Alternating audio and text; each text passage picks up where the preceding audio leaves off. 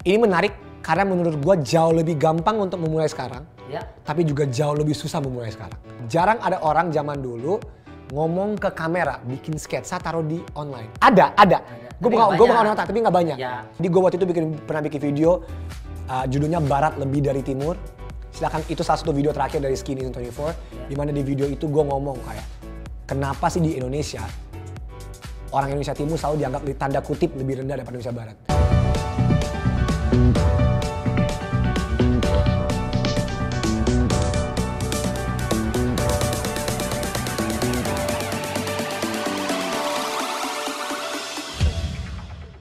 Waduh, lihat-lihat yang lagi viral apa ya? Rapper nih.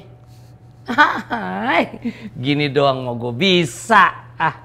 Gampang. Nih, bakat terpendam nih. Kayak gini doang. Kalah sama gue ini sih. Nih coba nih. Ye. Wah, pertama mesti begitu kalau nggak ye yo begitu aja dah. Kalau yo kan temannya Gangsing, ini begitu.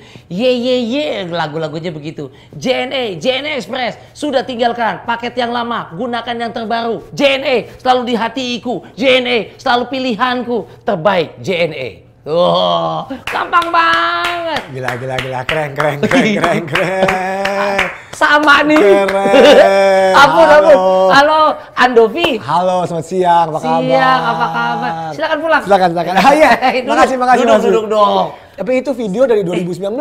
Sama ya. Itu video dari 2019. Saya lagi mengagumi. Oke, terima kasih. Apa kabar? Sehat? Baik, sehat. Nah, teman-teman, ketemu lagi ya. Selamat siang. Assalamualaikum, salam sejahtera juga. Ketemu sama saya lagi di JNE Anto Story. Rico CP yang lama banget ya. Kangen sama Anda semua, kalian semua. Dan spesial tamunya hari ini ada Andovi. Halo, apa kabar? Harusnya beda. Baik.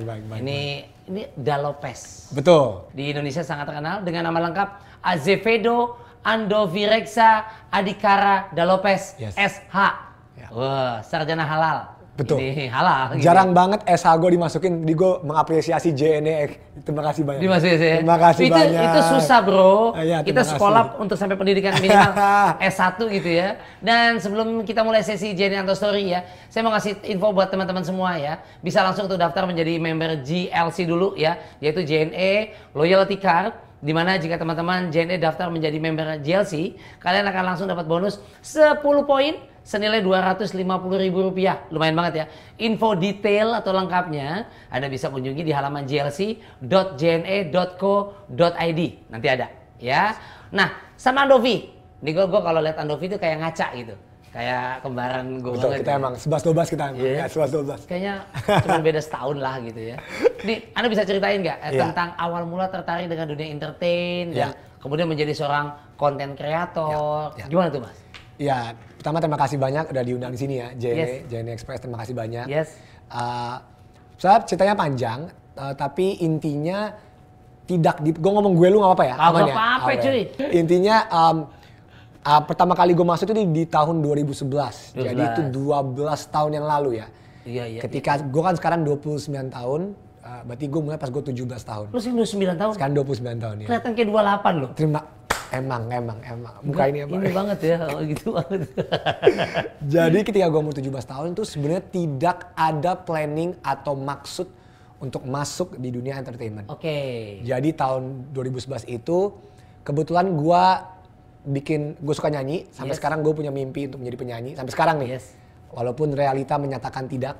Karena ada mimpi, ada skill. Iya, betul. Jadi waktu itu gue bikin cover lagu nyanyi, gue upload di channel YouTube gue, Skinny Indonesian 24, yang sekarang sudah pensiun ya, maaf ya. Skinny Indonesia 24 ya. Ya, jadi waktu itu gue SMA kelas 3, gue di India, gue bikin video nyanyi dan itulah permulanya. Cuman karena gue sebagai anak muda, zaman dulu kan bingung, nggak kayak sekarang ada TikTok, Instagram, banyak. Ya. Zaman dulu YouTube pun nggak kayak sekarang. Betul. Gue cuma mengupload karena ingin menunjukkan, gue suka nyanyi nih. Iya. Sebagai anak umur 17 tahun. Iya.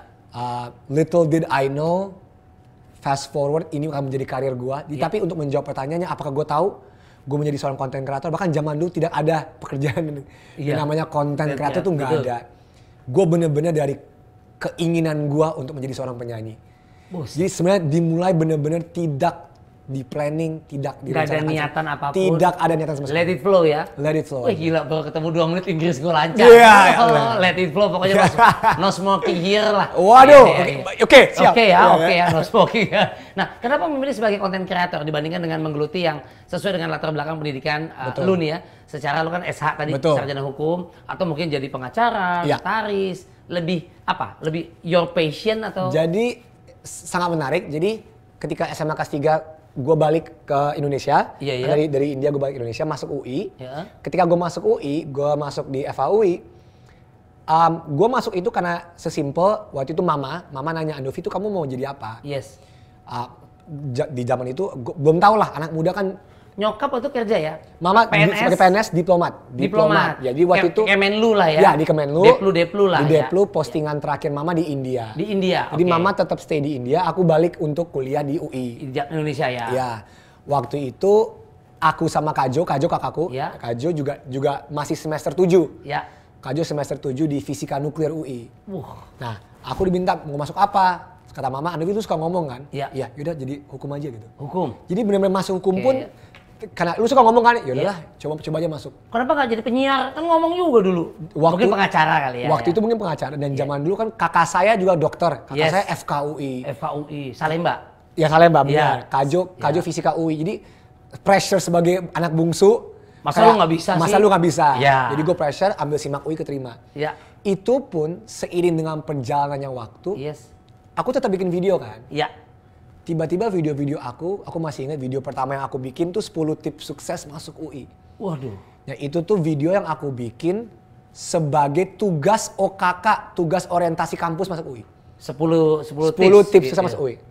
Aku bikin ini tiba-tiba Post yang sih, ya. postingan kan Ya. dulu kan zaman dulu harus kasih lewat USB flash drive. Yes. Dulu betul. kasih USB flash drive, kasih ke Itu senior. tahun berapa ya? 2012. 2012. Dia oke. kasih flash drive. Tiba-tiba entah kenapa waktu itu gue lupa beli flash drive atau nggak ada flash drive. Gue kepikiran tunggu kenapa gue nggak upload aja. Iya.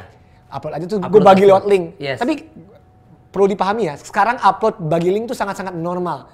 Ya. Zaman dulu tuh kayak Dulu istimewa upload banget. bagi link itu apa? Apaan Kayak sih? Konsepnya Masih gaptek. ya, terus harus di kopas di BBM zaman itu. Ya, BBM. Jadi zaman dulu kan BlackBerry agak Messenger. Iya. Jadi emang aneh.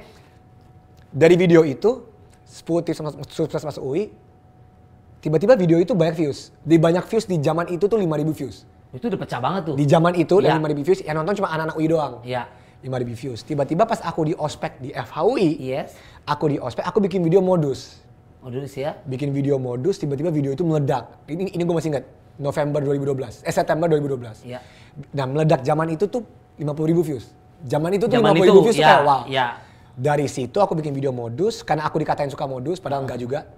Aku bikin video modus, karena aku resah kenapa gue dipanggil modus.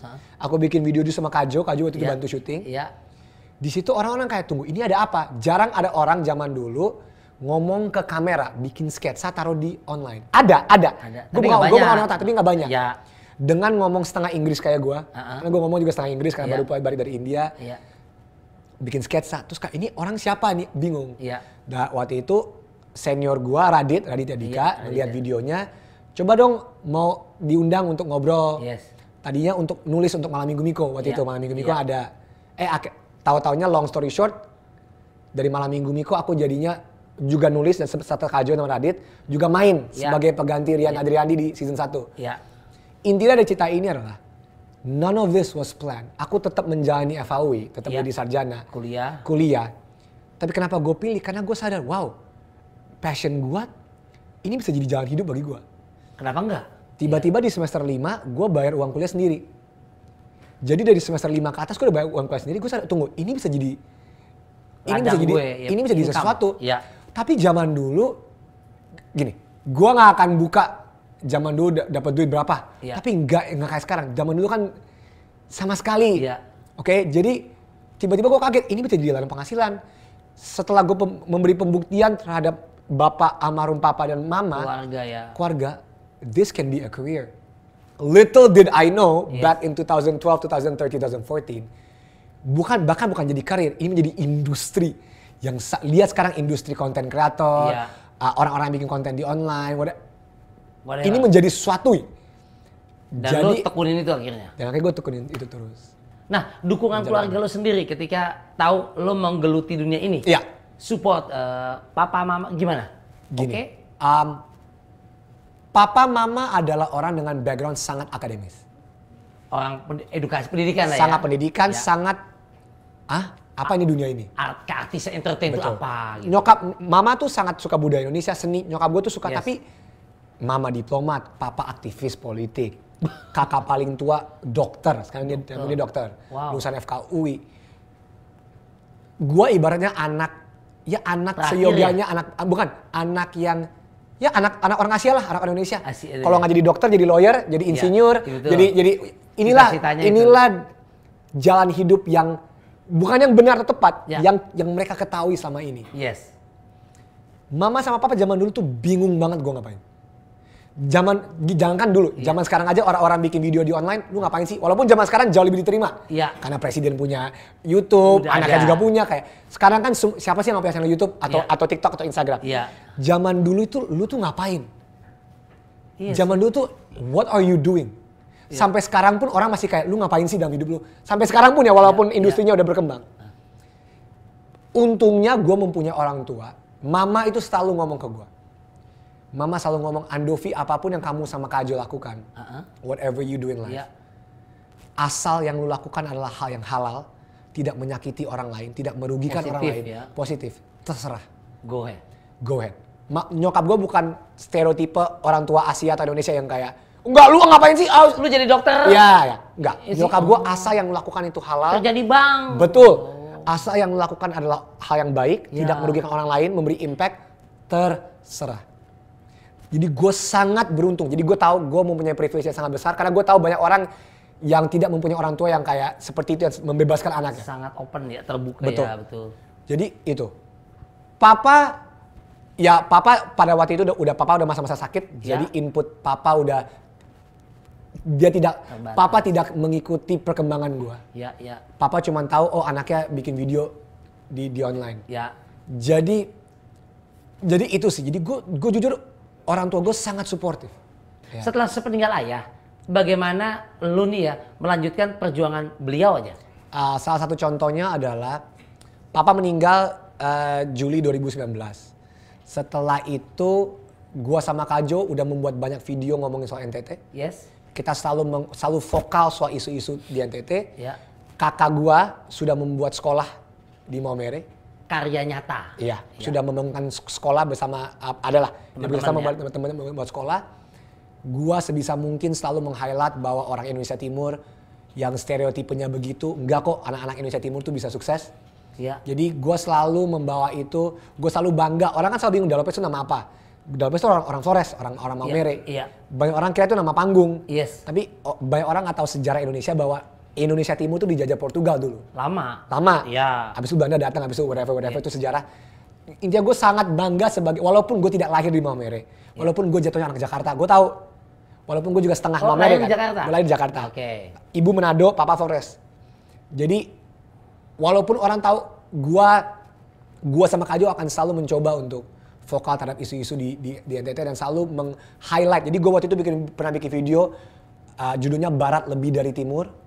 Silakan, itu salah satu video terakhir dari Skinny 24, di mana di video itu gue ngomong kayak, kenapa sih di Indonesia orang Indonesia Timur selalu dianggap tanda kutip lebih rendah daripada Indonesia Barat. Selalu nomor 2 daripada Barat. Dan itu gue bikin video 20 menit menjelaskan soal, enggak kok Indonesia Timur tuh mempunyai potensi yang sama kok. Ya, jadi intinya setelah papa meninggal gue selalu akan mencoba membawa value-value itu. Bagaimana menurut lo nih peluang karir di dunia konten kreator terutama di YouTube, walaupun lo udah say goodbye kali ya? Menurut gua ada ini menarik karena menurut gua jauh lebih gampang untuk memulai sekarang, tapi juga jauh lebih susah memulai sekarang. Mari gue menjelaskan jawaban yang sangat aneh ini. Sangat gampang karena sekarang tidak ada alasan untuk tidak membuat konten. Everything is there. Mudah sekali. Dari teknologinya, dari resource-nya, dari distribusinya, semuanya, TikTok, Instagram, Facebook, YouTube. Banyak. Tidak ada alasan untuk lu tidak membuat konten. The resource is there. Tinggal niat lu aja. Tetapi juga sangat susah. Karena pada kenyataannya, gue beruntung. Bagi orang tanya kenapa Dov lu bisa berhasil. Gue orang pertama yang bakal ngomong gue sangat beruntung. Karena zaman dulu sedikit orangnya. Yang masuk ke situ nggak banyak. Betul. Gue jujur, kalau gue mulai sekarang, gue belum tahu gue bisa sukses atau enggak. Gue jujur aja. Ya, karena semuanya ke situ Betul. nyebur ke situ. I was very lucky karena gue early adopter. Ibaratnya kalau istilah startup gue early adopter. Yes. Ya gue duluan aja. Ibaratnya gue hokinya karena gue duluan. Belum tentu kalau gue mulai sekarang gue bisa tanda kutip seperti sekarang. Betul. Jadi gue jujur aja. Iya. Nah, jadi karena kompetisinya sangat banyak, ini nih susah dan tidak menjadi konten kreator. Ditambah lagi kalau ngomong soal masalah algoritma, ya. gue nggak selalu ngomong banyak karena gue orang yang selalu vokal soal sistem algoritma di sosial media. Silakan nonton Social Dilemma di Netflix. Kalau lu nggak percaya sama gue, ya. nonton orang-orang yang membuat algoritma ini sendiri. Orang-orang di Silicon Valley yang bilang bahwa sosial media sekarang udah sangat memprihatinkan. Iya. Tapi kalau lu nggak percaya sama gue, percayalah sama orang yang membuat algoritma itu sendiri. Iya. Do your own research. Gue nggak mau dianggap sebagai so ngasih tahu. Iya. Do your own research. Jadi untuk menjawab pertanyaan, gampang dan susah. Nah. Karena pada kenyataannya sekarang semua orang bisa menjadi sesuatu dan berkarya. Betul. Tetapi karena algoritmanya, karena teknologinya, karena kompetisinya, jauh juga lebih susah juga. Kompetitif ya, lebih ketat banget. Jauh. Nah, apa sebenarnya sih yang membuat kalian tuh memutuskan untuk berhenti membuat konten di channel tersebut apa? Ya, sebenarnya ini penjelasannya ada di YouTube gua juga, ada di mana-mana. Tapi intinya, menurut gua, ibaratnya kalau kita baca buku, it is one chapter of my life that is finished. I just move on to the next chapter of my life. Step berikutnya. Kayak contoh, video ini pasti akan keluar di YouTube dong. Iya. Bukan berarti gue nggak di YouTube. Iya. Paham kan? Tapi gue tidak sebagai YouTuber Skinny Indonesian 24. Yes. Gue tetap ada di YouTube narasi, gue tetap ada di YouTube ini nantinya. Iya. Bukan berarti lah, bang kan lu di YouTube katanya kok. Bukan, gue pamit sebagai YouTuber Skinny Indonesian 24. Tapi sebagai Ando Vida Lopez, gue tetap berkarya dan melakukan hal-hal di luar Skinny Indonesian 24. Jadi ya, I just finished karena menurut gue, I've done enough. 10 tahun is enough. Yang gue bingung adalah banyak karir-karir lain, ada orang 10 tahun kerja di bank, abis itu selesai, abis itu orang gak masalah. Iya dong, banyak banget di dunia di industri lain, orang 10 tahun kerja di ini, abis itu pindah, orang kayak oh iya make sense. Ya udah. Kenapa gak bagi gue? Gue juga 10 tahun berkarir di dunia ini, ya gue tinggal move on ke hal berikutnya. Paham kan? Gue hanya pensiun sebagai Skinny Indonesian 24. Tapi sebagai Ando Vida Lopez, sebagai Joviela Lopez, gue akan terus berkarya gitu. Untuk part yang berbeda apa gimana? Iya, tetap gue akan terus berkarya gitu. Ini apa ya? Kenapa sih namanya Skinny Indonesia 24? Iya. Backstory-nya kayak apa? Memungkinkan juga ntar banyak karya Indonesia, comeback lagi, gimana? Jadi sebenarnya lucu karena gini, zaman kita, dulu kalau ada bikin MSN Messenger, nama-namanya tuh gak kepikiran kayak sekarang. Sekarang tuh kalau orang bikin channel YouTube atau channel itu dipikirin dulu brandingnya gimana, kedepannya namanya apa. Zaman dulu gue cuma anak 17 tahun di India, satu-satunya orang Indonesia dan kebetulan sangat kurus. Jadi Skinny Indonesian. Sesimpel itu filosofinya tuh nggak ada. Skinny Indonesia, kurus ya? Iya, karena gue dulu 42 kilo. Anak Indonesia yang kurus? Betul. 24-nya? 24-nya karena pemain basket favorit gue, rest in peace Kobe Bryant. Project selanjutnya? Nah, terima kasih banyak. Nah ini project selanjutnya adalah melanjutkan dari DPR Musikal, salah satu karya Skinny Indonesia 24 yang terakhir. Kita bikin DPR Musikal, kita akan membuat musikal lagi, tapi kali ini live. Live musikal Januari 2024 dengan judul Polarisasi. Pas mau pilpres tuh ya? 1 bulan sebelum 14 Februari 2024, 1 bulan sebelum nyoblos. Launching tuh. Kita akan membuat live teater musikal 1,5 jam, bukan digital, live tentang pemilu. Ini Anto Story nih, belum diomongin mana nih? Ada di Instagram gue, tapi gue nggak pernah buka nih secara itu. Wow. Ini ilmu banget hari ini, tepuk tangan yang ada di sini dong, studio. Di studio banyak banget. Hari ini benar-benar seru banget, banyak sekali insight yang gue dapetin dari sosok yang sangat-sangat inspiratif. Terima kasih banget Niko, terima kasih banyak. Luar biasa Ando Vida Lopez. Terima kasih banyak. Ini Indonesia mesti bangga ini. Ya jangan sampai dia pindah warga negara. Itu doang. Nggak akan. Kan banyak kalau pemain bola naturalisasi ke Indonesia. Jangan sampai kepintaran lo ditangkap negara tetangga. Lo masuk Indonesia mau nggak warga negara gue? Jangan sampai ya. Nggak apa-apa. Tetap Indonesia di hati. Pasti. Ini Indonesia di hati loh. Pasti. Terima kasih banget Andovi. Terima kasih banyak untuk semua waktunya sudah mau hadir di JNE Express Anto Story hari ini. Ya, semoga semakin sukses dan makin banyak anak muda Indonesia terinspirasi sama lu. Amin, makasih. Ini gue garansi banget. Ini gua juga. dunianya surga, mati pun surga ini gue rasa Waduh, nih. aduh please jangan. Gue juga ada banyak kesalahan dalam hidup kok. Jadi terima kasih banyak. Yang jelas gue mau ingetin sekali lagi buat teman-teman yang bisa langsung ya untuk langsung daftar menjadi member GLC. Loyalty JNE, Club. Loyalty Card. Card. Ya, ya Loyalty betul. Card, ya. Jadi di mana jika teman-teman JNE daftar menjadi member GLC, ini kalian akan langsung, ini langsung banget, mendapatkan bonus 10 poin senilai 250.000 dan info detailnya bisa kunjungi di halaman glc.jne.co.id. Jangan lupa untuk follow ya Instagram JNE di JNE_ID dan subscribe YouTube JNE di JNE spasi ID. Ya, sekali lagi, terima kasih Novita Lopez. Terima kasih JNE. Sampai Terima kasih. jumpa dan waktu. Yeay. Thank you bro, bye. Terima kasih.